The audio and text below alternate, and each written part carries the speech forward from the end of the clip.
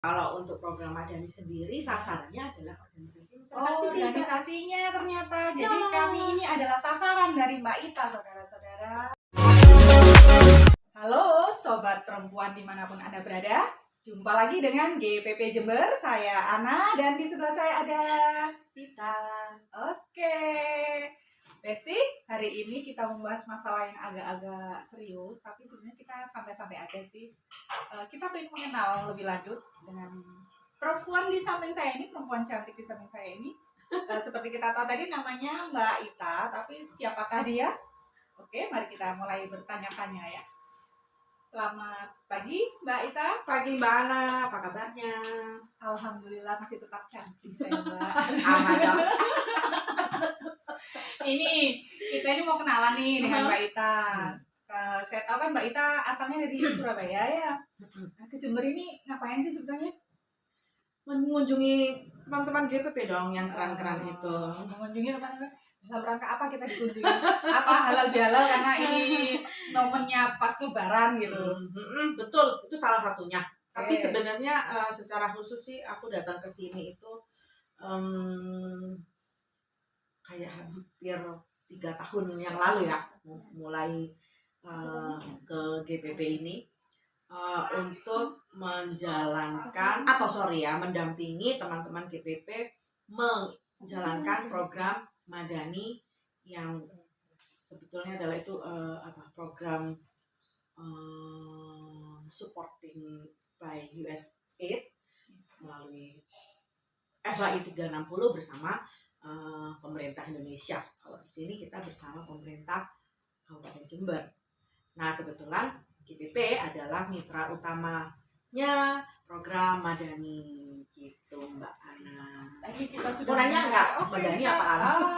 Kita sudah mendengar kata-kata Madani, ada USAID, ada FHI 1360. Nah, ya betul ya, 360. Nggak seperti derajat 360 derajat, 180 derajat. Nah, bisa dijelasin lebih lanjut untuk Mbak Ita, apakah itu Madani, FHI 360, kemudian ada proyek. Kalau proyek dengan GPP berarti sudah dimulai 3 tahun yang lalu. Ya, betul. Mau dikenalkan dulu dong. Apakah Ya, itu? jadi sebelum pandemi menyerang, Sebelum negara api menyerang gitu maksudnya. iya kan biasa kita pakai itu kan, sekarang kita ganti ya karena memang pandemi menyerang ya. Nah, tahun 2019 akhir itu pemerintah Kabupaten Jember berkenan untuk bekerja sama dengan USAID mengimplementasikan program Madani. Program Madani itu sebenarnya adalah program penguatan kapasitas organisasi masyarakat sipil gitu ya teman-teman ya. Nah, program ini didukung atau didanai oleh USAID. Nah, mungkin teman-teman sudah sering mendengar itu, jadi lembaga donor yang berasal dari Amerika yang dilaksanakan oleh kantor Family Health International 360 atau FAI 360. Jadi itu kayak kita pelaksananya, nama pelaksana program Madani adalah FAI, dan GPP itu adalah mitranya Madani di Jember. Oke, tadi ada Cukup kata-kata jelas nggak? FHI Family Health International. Kalau kata harafiahnya artinya family keluarga, health itu kesehatan internasional. Berarti kan ini berhubungan dengan kesehatan, isu-isu kesehatan. Exactly. Oke. Tapi untuk program ini enggak langsung kesehatan, tapi kapasitas organisasi masyarakat sipil. Ya, gitu. Oh, secara garis besarnya adalah peningkatan kapasitas organisasi masyarakat sipil. Hanya nanti programnya itu adalah dengan isu tematiknya tentang kesehatan. Betul gitu Mbak Ita? Betul sekali, Mbak Oh, Ana. tepuk tangan buat saya, saudara-saudara. Ternyata saya masih pintar. Lebih tepatnya sebenarnya kesehatan reproduksi. Kesehatan ibu dan anak. Kan gitu. Kenapa Madani dalam hal ini FHI 360 di Kabupaten Jember memilih isu tentang itu tadi, kesehatan ibu dan anak? Ya, pertimbangannya apa? Ya, ini jadinya agak serius ya. Ya, kan tadi bilang saya ini serius tapi kita santai. Jadi gini loh, kan itu setiap tahun ya ada yang namanya rilis data.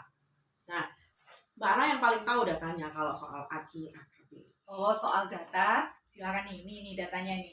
Sudah terbaca kah? Data-datanya? Baca kan? Kebaca ya. Ya itu. Lalu kenapa kemudian GPP, kalau masih ingat prosesnya ya, kan Mbak Ana dan kawan-kawan kemudian cari tahu gitu ya, apa sih yang menyebabkan kakinya tinggi. Oke. Nah, cari-cari itu penyebabnya, bareng-bareng kita nyarinya, tidak hanya dengan GPP dan tidak hanya GPP dengan Madani ya, tapi juga bersama dengan yang punya Jember ini loh, kayak Dinas Kesehatan, Bapeda, lalu Dinas Pemberdayaan Perempuan dan KB itu cari tahu nih, oh ternyata salah satu ya, bukan penyebab utama. Salah satu penyebabnya itu adalah tingginya angka perkawinan anak. Oke. Kita pakai istilahnya perkawinan anak ya, bukan perkawinan dini ya. Ya bukan. Ini sudah ganti namanya. Perkawinan anak itu sebenarnya ada apa namanya? Ada dampak negatifnya guys ya. Jadi kalian yang di sana merasa kawin muda tuh asik loh.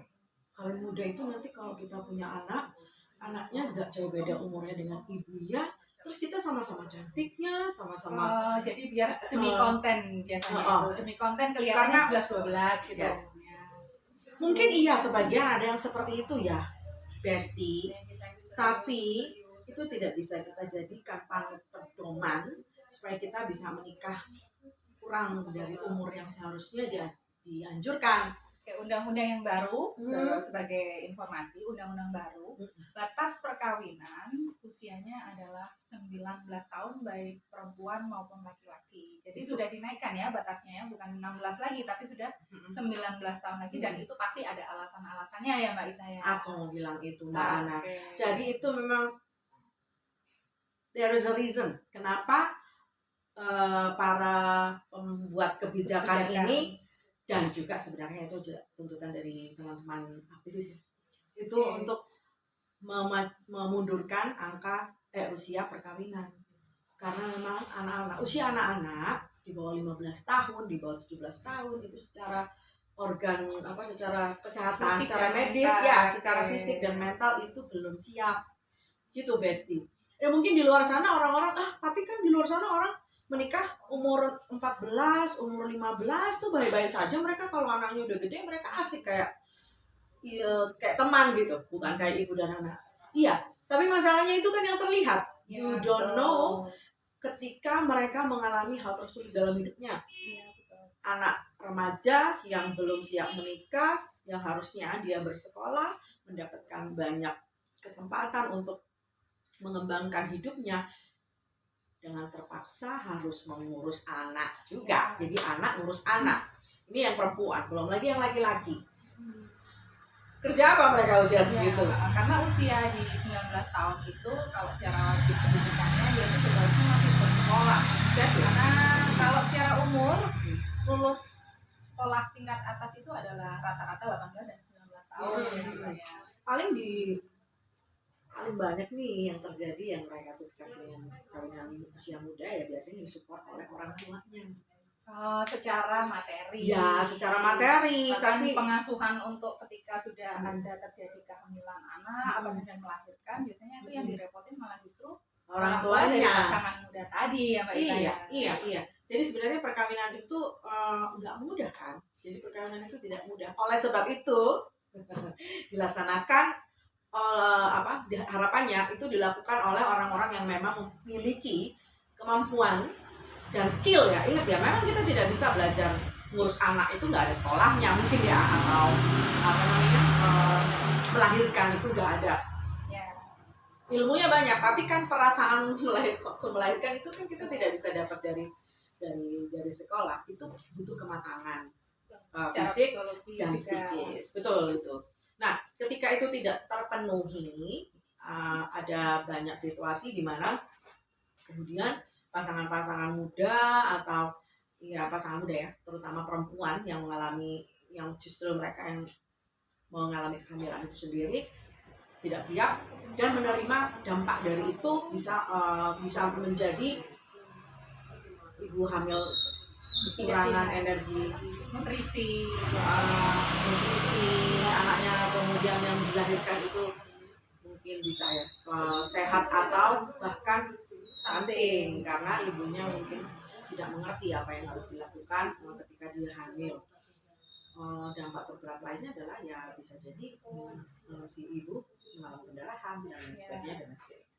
Nah itu di Jember itu memang kembali lagi ya ke situ tadi. Kenapa itu? Nah di Jember itu adalah itu adalah persoalan yang dihadapi oleh teman-teman. Sehingga itu yang gitu. Jadi kita concern karena tingginya, karena berdasarkan data yang tadi sudah ditayangkan bahwa di Jember ini sejak tahun 2015 menduduki peringkat pertama di Jawa Timur tingginya AKI dan AKB, angka kematian ibu dan angka kematian bayi pada lahir. Maka kita bersama-sama ya dengan dari GPP Jember, kemudian ada asistensi dari Madani FHI 360. Ngomong bahasa Inggrisnya gimana tuh, Pak? Saya juga susah, jadi FHI 360. udah Madani aja lah, Madani aja. Jadi kita bersama-sama untuk bekerja sama ya dalam arti dan juga dengan teman-teman lembaga masyarakat yang lain ya, lembaga organisasi masyarakat sipil yang lain, kita bersama-sama untuk berusaha bukan kalau menurunkan ya tujuannya ya semoga bisa menurunkan, tapi ini kita ke pencegahannya karena tadi disebutkan bahwa salah satu penyebab AKI tinggi adalah salah satu penyebabnya adalah tingginya perkawinan anak. Seperti kita tahu ya Mbak Ita ya, kalau masa pertumbuhan itu kan sampai dengan usia 19 tahun, tidak bisa dibayangkan ketika kita sendiri aja masih bertumbuh, organ kita masih bertumbuh, belum berhenti, tiba-tiba seperti perempuan, kemudian dia hamil. Nutrisinya kan rebutan, karena ibu itu masih butuh nutrisi untuk tumbuh. Kalau sudah ada janin di rahim di perutnya, nah ini juga butuh nutrisi, jadi kayaknya rebutan gitu loh, rebutan nutrisi. Malah dari itu biasanya ada malnutrisi, ada janinnya juga kurang gizi, kalau berhasil dilahirkan nanti jadinya stunting, kemudian resiko-resiko ketika melahirkan juga terjadi pendarahan. Jadi intinya dia adalah penyumbang resiko tinggi yang bisa mempertinggi angka kematian ibu dan bayi baru lahir. Seperti itu ya Mbak Ida? Iya betul, dan itu baru salah satu ya guys, banyak sekali masalah yang terkait AKI gitu. Dan sebenarnya harapannya Madani USAID itu inginnya teman-teman organisasi masyarakat sipil itu bisa berkontribusi gitu ya, bisa menyumbang upaya-upaya untuk menurunkan AKI walaupun tidak secara langsung gitu kita lihat. Untuk program ini kita sasarannya ke remaja ya Mbak Ita ya, untuk PBB dan teman-teman organisasi. Ya kalau untuk tema, ya kalau untuk program Madani sendiri sasarannya adalah organisasi masyarakat sipil. Organisasinya ternyata, jadi kami ini adalah sasaran dari Mbak Ita, saudara-saudara, gitu ya? Iya, jadi sebenarnya gini ya, mungkin jangan salah sangka ya kawan-kawan, kita mungkin kok penguatan kapasitas organisasi masyarakat sipil emangnya udah kuat loh. Iya. Gitu loh, kadang-kadang ada yang beranggapnya seperti itu ya. Perlu apanya lagi sih, kita sudah kuat kok gitu loh. Iya, jadi memang teman-teman mungkin kita supaya nggak salah paham ya, Madani hadir itu bukan menganggap teman-teman itu nol, enggak. Kita tahu bahwa kawan-kawan sudah banyak melakukan kegiatan yang bermanfaat, kegiatan yang dibutuhkan oleh masyarakat. Yang kita tahu ya kan IGBP itu salah satu motornya adalah pendampingan terhadap korban kekerasan, pendampingan korban kekerasan terhadap perempuan, dan itu semuanya sudah paham tentang itu, sudah mengerti tentang itu. GPP berkibar namanya tentang itu gitu ya. Nah kita berharap, kenapa kemudian Madani kok kemudian repot-repot ngurusin organisasi yang sudah kuat gitu ya. Nah kita berharap sebenarnya begini, pemerintah kabupaten itu punya banyak agenda. Sama ini Kabupaten Jember ya. Iya dong, punya banyak agenda, dan dia tidak mungkin selesaikan itu urusan by step. Of course dalam perjalanannya keterlibatan masyarakat, partisipasi masyarakat itu diperlukan supaya ada percepatan target dan sasaran tujuannya itu tercapai. Nah di sini kita coba untuk dalam tanda kutip ya menyiapkannya, karena mereka tidak punya atau tidak sejauh ini belum punya kepedulian atau perhatian kepada OMS. Nah itu yang kita coba untuk Madani yang bilang ya, Madani yang bilang ya. Ya saya yang bilang. Dikat boleh. Jadi pada kesimpulannya kerja Mbak Ita di sini tuh sebenarnya ngapain sih gitu? Oh, simpel sih sebenarnya. Saya cuma memastikan teman-teman itu mengimplementasikan work plan-nya. Gitu ya. Karena kan gini yang tadi kan kita sebutin ya bahwa tidak semua hal yang dimiliki oleh GBP itu disebut sebagai kekuatan ya, dimanapun sebuah organisasi itu pasti ada kekuatan kelemahannya. Nah itu yang yang kita mau bangun bareng-bareng, mau kuatkan bersama-sama gitu ya. Iya. Nah dalam perjalanannya sih ini saya cerita aja ya. Dalam perjalanan selama 3 tahun ini bukan hal yang mudah untuk mengatakan yang tadi saya bilang ya bro. Enggak kok, aku udah kuat kok, kenapa kamu repot-repot kesini untuk menguatkan. Di awal-awal itu tahun pertama itu cukup struggling kita ya, saya dengan teman-teman. Sebenarnya ini nggak perlu diceritain, tapi menurut aku ini adalah bagian dari perjalanan kami yang itu bisa saja diambil positifnya bahwa ya gitu sih, persoalan yang terkait dengan anggapan gitu ya bahwa organisasi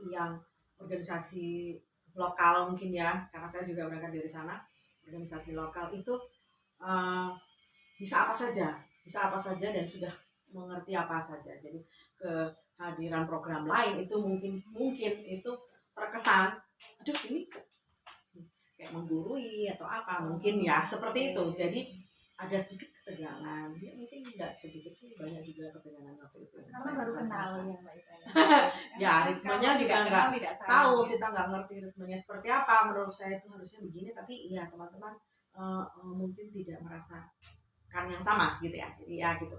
Nah sepanjang perjalanan itu kita akhirnya bangun bersama. Jadi gini ya, saya rasakan Madani itu tidak hanya menguatkan GBP, tapi lebih jauh dia juga membuat saya untuk bertumbuh dan lebih berproses lagi, lebih baik lagi. Bagaimana sih sebenarnya bersikap yang kalau pinjam kata-katanya jember tagline-nya yang keren itu kayak gimana gitu ya. Artinya kita ini maju bareng ya, bukan salah satu maju yang satunya berbelakang, enggak. Dan itu sih yang sekarang ini kita sedang jalani tahun ketiga ini. Semoga hal-hal yang kemarin itu tidak terjadi ya, karena kita sama-sama merasa harus maju bersama. Nah itu tidak terjadi di tahun berikutnya. Jadi Mbak Ita ini di tahun dari 3 tahun perjalanannya tugas kita pasti kayak tugasnya adalah mengasistensi GBP supaya dia tetap di relnya, ibaratnya gitu ya. Iya, betul. Itu ya Mbak Ita ya. Iya. Diawali dengan saling tidak kenal, makanya dalam hal pertama adalah menyamakan frekuensi ya tahun pertama. Iya. Tapi di tahun kedua dan ketiga kayaknya gelombangnya udah sama nih ya gitu ya. Bahkan kita udah happy bareng gitu ya Mbak Ita ya. Sekarang ini kita mau happy bareng kan? Iya, kita mau healing bestie. Kamu enggak kan? Kasihan. Kayak Dennis. Oke, kita sudah bercerita ya, sudah mendengarkan cerita dari Mbak Ita, apa itu Madani, apa itu FHI 360, apa kerjanya di Jember, kemudian dengan DPP seperti apa. Akan kita lanjutkan di sesi yang berikutnya ya Mbak Ita ya. Oke. Kali ini kami tutup sekian dulu. Selamat menjalankan aktivitas sehari-hari. Sampai jumpa lagi. Ketemu lagi dengan GPP Jember. Bye. Bye. Nanti fotonya mau